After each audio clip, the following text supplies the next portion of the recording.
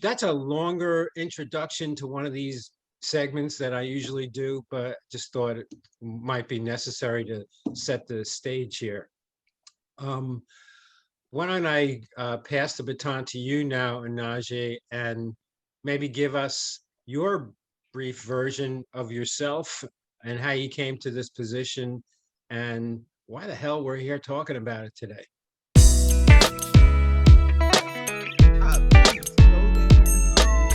go ahead. First, thanks for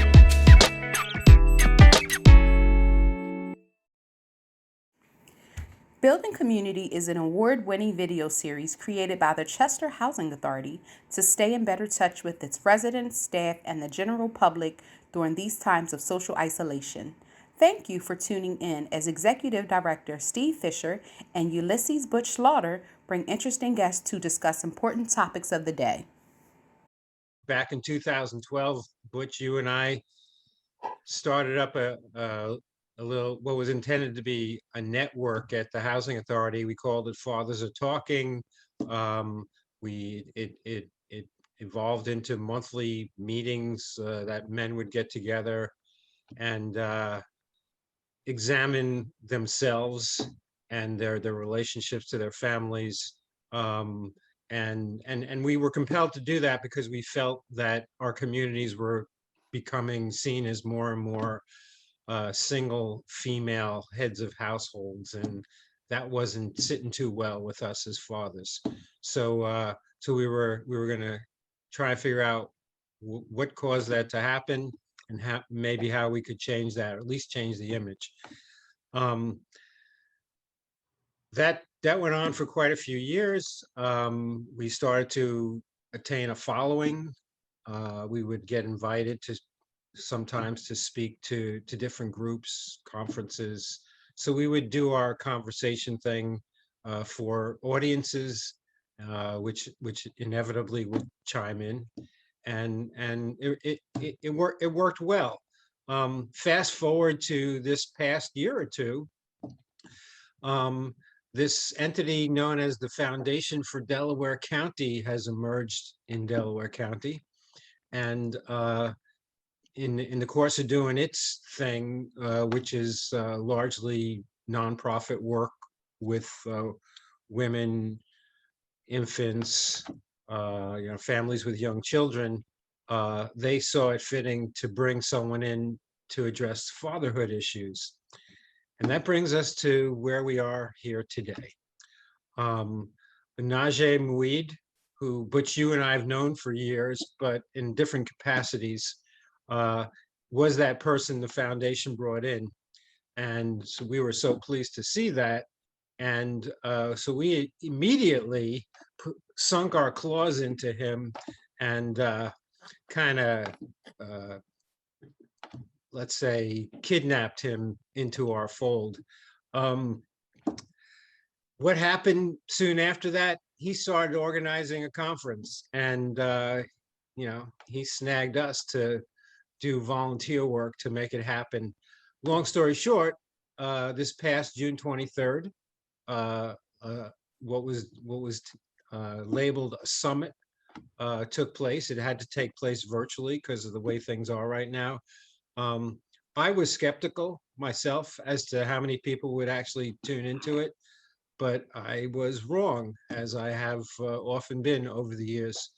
And I think we numbered about 45 people that evening, right, Anaje? Sounds about right. Enough to break out into a few different sessions uh, on a few different topics, and then return to a larger group. Um, that's a longer introduction to one of these segments that I usually do, but just thought it might be necessary to set the stage here. Um, why don't I pass the baton to you now, Anaje, and maybe give us your brief version of yourself and how you came to this position and why the hell we're here talking about it today. Well, it's really good to be in the company of you, Steve, and Butch. Uh, my iterations and relationships, levels of relationships here in Chester and in Delaware County really goes back to my wife, Dr. Fatima Hafiz, when she was asked to um, come in and do a project with some associates when she was teaching at Temple University. And the name of that project was called How Are the Children? And we gathered parents, and I don't know if it was for one day, for a weekend, I forget the time that it took. I think it was more than one session. And we was asking the question, how were the children? And of course, we concluded the children are not well. Why? Because of the social determinants of health. So anyway, that project ended. And then the second project we participated in was called Real Change. Again, bringing a public health approach to the problems that was happening. And both of you will remember vividly the shooting at the minaret and what that did. And then at that time, the executive director of the hospital, Kosher Hospital, invited Fatima and Dr. Hafiz in to put together. So what do we do? How do we respond to young people shooting each other? How do we respond to a Black woman being in the lobby of the hospital and seeing her son destroyed and hitting the wall, and she says, "Just come on." And that led to a project that went over a few years, right? So, and then I actually I'm a transplant from New York, and I changed my professional location from New York to Delaware County, working for 2 years and a quarter at Delaware County as a prevention specialist. So I was starting to get familiar with what was going on. So those layers of familiarity, those layers of connection just got deeper and deeper. But the thing about it, which is so funny, I've always had Chester at the center of it. Chester was in the beginning with the How Are the Children project, and even when I was working for the county, I was seeing how I could bring resources to those areas that needed the most, which was Chester.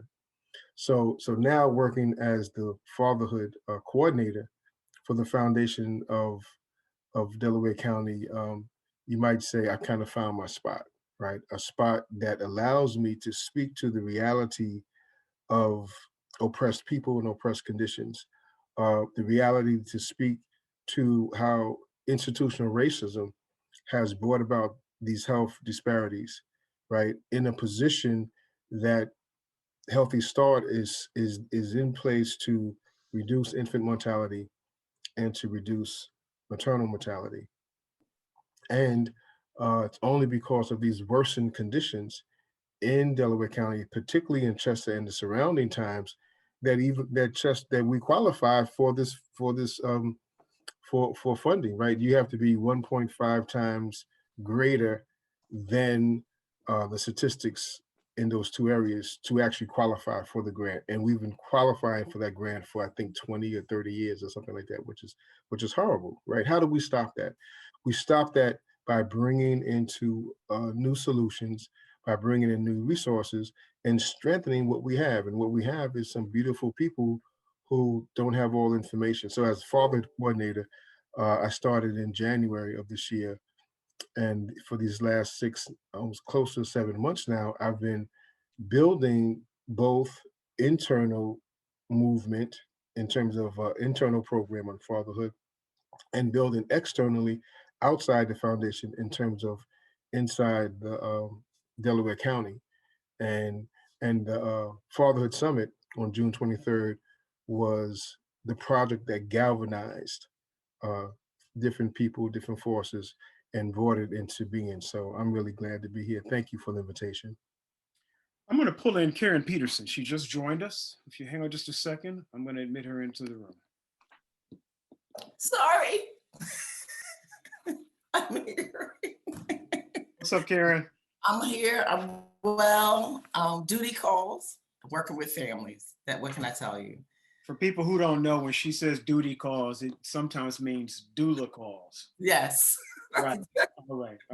Okay. We were just talking with Onaje about the road that he has taken up as fatherhood coordinator at Delaware County. We're going to get to some conversations about the conference that we recently had, the reason for the conference, talk some about what was missed for people who weren't able to make it and what they'll have to look forward to in the future coming out of the office of the fatherhood coordinator and the people that join him in this effort to get fathers involved. I want to go back around though to you, Onaje, before we bring Karen in. Onaje, why was it important for the conference to happen? There's a program, there's a coalition called Dawn, Delaware. I can't remember all the names behind the acronym, but in that presentation, I asked 3 questions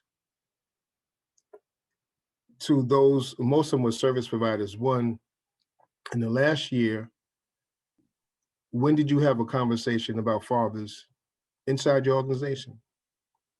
The second question I asked is, when did your organization sponsor a community event on fatherhood? And the third question I asked them was, when did you or any of your staff attend a program on fatherhood in Delaware County? And there was silence. It was silence because it was just so few people who could respond to that, and any probably beyond 5, right? So there is a need to look at and see what's not there. And what's not there is the express intentional inclusion of fathers at every level of the life process.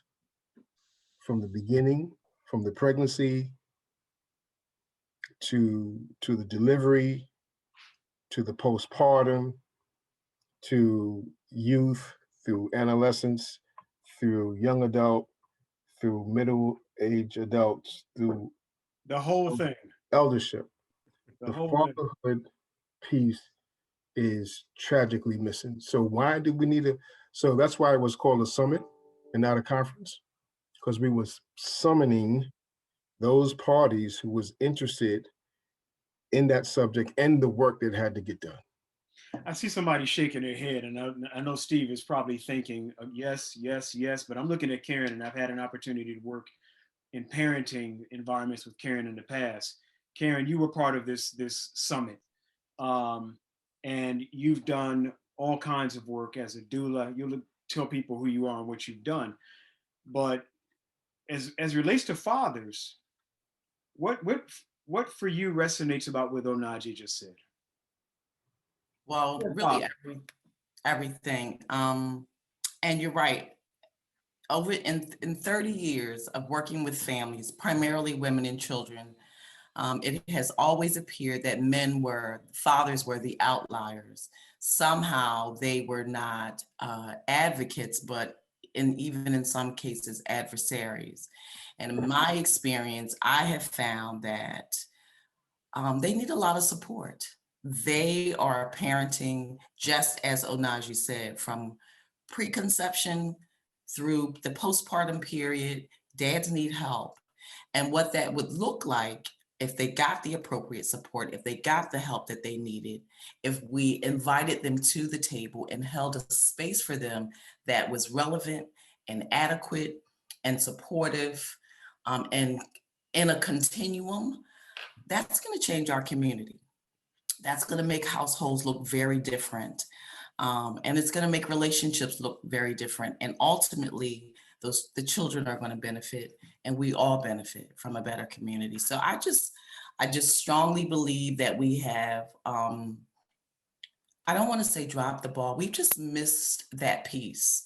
And we focused on a great piece, of course, maternal child health, but we can't do that effectively without including the dad. We just can't.